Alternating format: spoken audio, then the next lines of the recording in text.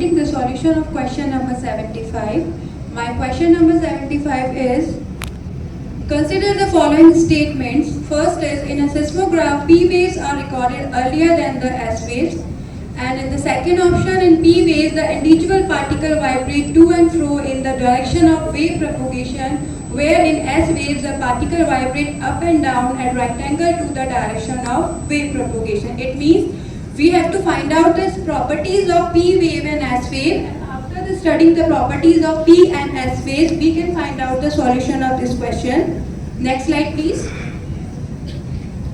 First, I will give the brief description of what is seismograph. It is an instrument that is used to detect and to record the seismic wave caused by the earthquake, explosion or other phenomena.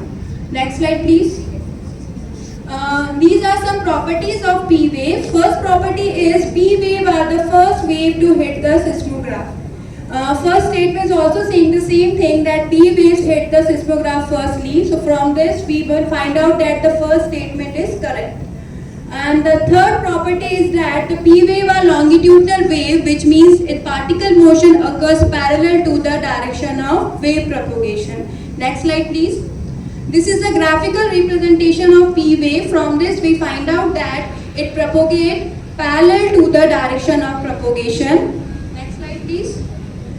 These are some properties of S wave, and again the first and second line saying that the S waves are the second wave to hit the seismograph and it travel much slower than the P wave. It means the statement 1 is correct.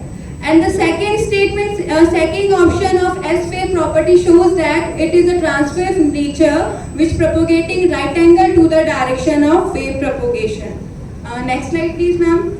This is a graphical representation of S wave, which also saying the same thing, that it propagating right angle to the direction of wave propagation. Next, please.